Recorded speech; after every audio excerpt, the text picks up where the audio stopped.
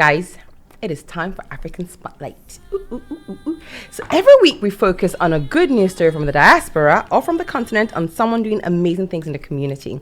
And this week we're celebrating Burkinabe architect. I love the fact that people from Burkina Faso are called Burkinabes. Awesome. Francis Kéré. Yeah, Francis has become the first black architect to win the Pritzker Prize. Now, the Pritzker Prize, basically like the Pulitzer Prize or the Oscar for architecture, is the highest accolade in architecture you can get. And so, let's hear all about him and his amazing work. So, few architects have experienced such a meteoric rise against such odds as Francis Kéré. Born in a remote village in Burkina Faso without running water or electricity, he began his career by building a mud brick school for his community before being selected to design the country's national parliament less than 15 years later. Now he continues his unparalleled trajectory, named as the winner of the 2022 Pritzker Prize, architecture's highest international accolade. I just said that. It's unbelievable, he says, speaking from his office in Berlin. I don't know how all this happened. He is the first black architect to be recognized in the prestigious award's 43-year history, reflecting the profession's overwhelmingly white, male, middle-class bias, a product of a systemic discrimination that still plagues the industry. Yeah, architecture is pretty elite. I don't want to talk about racism directly, he says, but this is a field where you need a lot of resources. You really need to be strong and be lucky, as competitors and competitions are not always open. I hope that young people in Africa will see me and know that this is a possible path for them as well. Kéré has made a name for himself with a series of schools and medical facilities in Africa that appear grown out of context, out of their environment, built by local communities with the bare minimum resources, featuring walls of clay earth bricks, shaded large overhanging corrugated metal roofs, and his buildings are elegantly tuned to their arid climate, whether in Mali, Togo, Kenya, Mozambique, or Sudan, using natural cooling to avoid the need for air conditioning. I love that. Francis Kéré's entire body of work shows us the power of materiality rooted in place, said the Pritzker jury, and it was chaired this year by Chilean activist architect Alejandro Aravena. His buildings for and with communities are directly of those communities. They have presence without pretense and an impact shaped by grace. Born in Gando in 1965, Kéré was the oldest son of the village chief. He was the first in his community to attend school, sent away at the age of 7, after which he won a scholarship to study woodwork in Germany. He then switched to study architecture at the Technical University of Berlin. For his final project, he designed a primary school for his home village and set about fundraising and mobilizing friends and families to see it built. It was built in 2001 for about £20,000. I knew I had a duty to my people, he said. I wanted to do everything I could to find an adequate technique for building a school with climate conditions to give basic comfort for true teaching, learning, and excitement. Kéré's Gando Primary School set out the basic principles that would go on to define his work, using earth bricks made on site, topped with a perforated ceiling crowned by a thin flying roof, quote unquote. And while the corrugated metal roof of many Burkinabe village houses make them intolerably hot on the inside, Kéré suspended his metal canopy above the classrooms to encourage slack ventilation, drawing cool air in through the building's side windows and releasing hot air through the holes in the ceiling. The whole village was involved in construction. Children gathered stones for the foundations while women brought water for the brick production, beginning a collaborative model of practice that he has continued ever since. The school won an Aga Khan Award in 2004, catapulting Kéré to international fame and prompting him to found his practice in Berlin the following year. The Aga Khan connection led to projects in Mali, including redevelopment of the national park in the capital, Bamako, and a center for earth architecture in Mopti, both completed in 2010 to mark 50 years of independence. Back in Burkina Faso, Kéré began to experiment with the different materials for secondary school in Koudougou. In 2016, he used local laterite stone to absorb the heat in daytime and radiate it back out at night, paired with a second facade of eucalyptus wood to create shaded spaces between the classrooms where students could gather between lessons. Kéré continues to experiment with natural alternatives to air conditioning, most recently for a technology campus in Kenya, completed last year, which features wind towers inspired by the forms of nearby termite mounds. I'm constantly looking, he says. I'm not limiting myself with a formal language.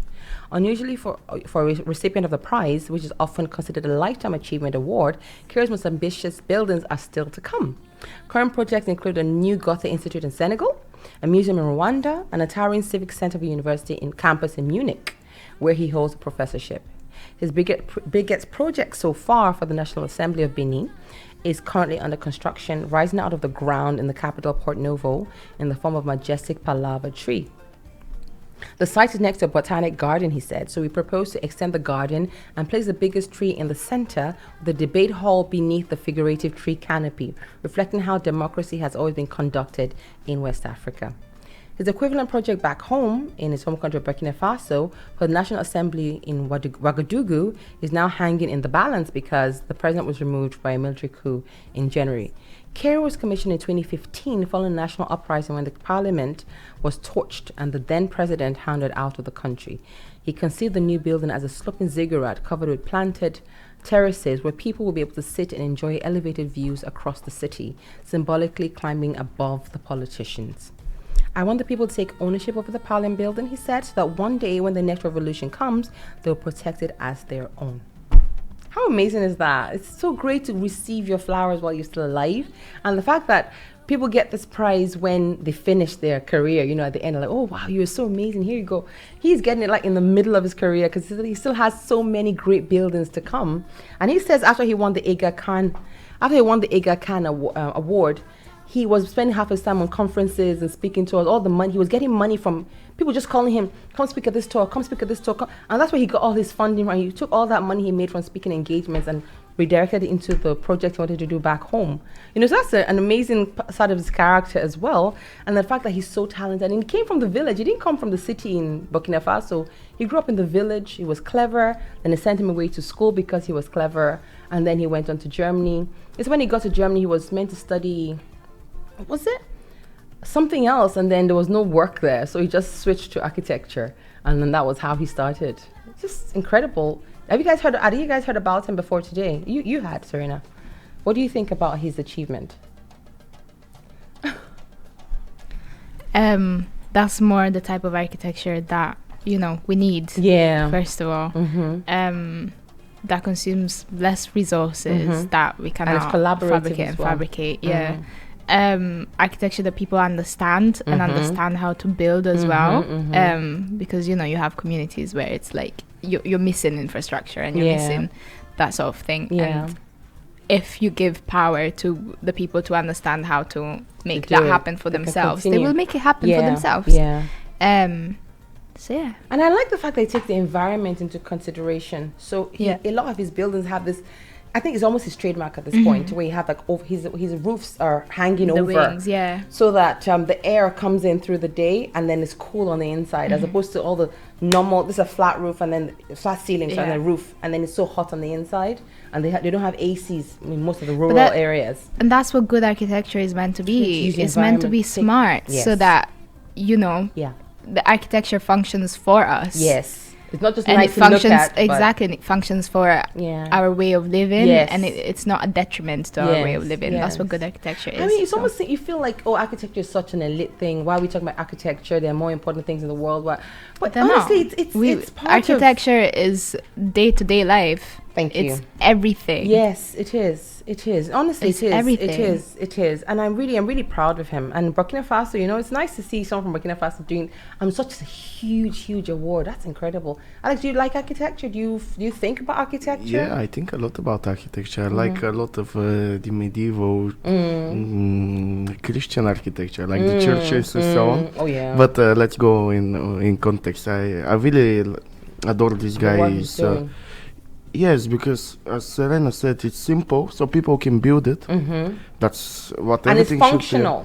Yeah, functional, and he uses only very basic materials. That's clay bricks, wood, and that's it. But that's for the stuff in the communities, but when it comes to like national assemblies, he's kind of a bit more. But the fancy. National Assembly was, from what I saw in the picture, was wooden structure outside and inside. He's clever, and it's very cheap. That's another thing. I saw something he did in America. He has done some parks in America, and he uses like the old American wood trees that are dead. He took them all together and just created a park, like a pavilion in the park out of them. Old like trees that have been discarded, and they just kind of lumped them all together and then created all of that. I'm like, who is this guy? It's incredible. And then he has a pavilion in London as well, and one of the parks in London, and he's that whole his wing thing he does, but it's more colored. He has, I think it's blue. That one is blue. He's very clever. Yeah, very clever. In my village, we had old colonial houses in the 20s and the 10s when they were copying the British style. So the guys who had money at that time built all the houses that were built in that period were all in the colonial style, and they still, my grandfather's house is the same today. It's colonial, which is interesting. Victorian, you would call it. Okay, so the question for today is, if one can do it, more can do it. So after this first, which is the first black man to win the Pritzker Prize, how many of our own people are we encouraging to become high achievers? That's question number 1. And question number 2, how much do you know about architecture, and do you know any other prominent architects? All right? So those are the questions for today. If you want to call into the studio, 07542 002891. If you listen to this on a Monday or Tuesday or Wednesday, just write it on the Facebook page and we'll read it out next week. But if you're here with us right now, just call. Tell us what you know. Questions number 1. After this first, how many of our own people are we encouraging to become high achievers? Because if one can do it, more can do it. BB 2022. And how much do we know about architecture? And do you know any other prominent architects? Those are the questions. While waiting for your calls, comments, opinions, here is Jam Question by Simi. Here we go. Enjoy.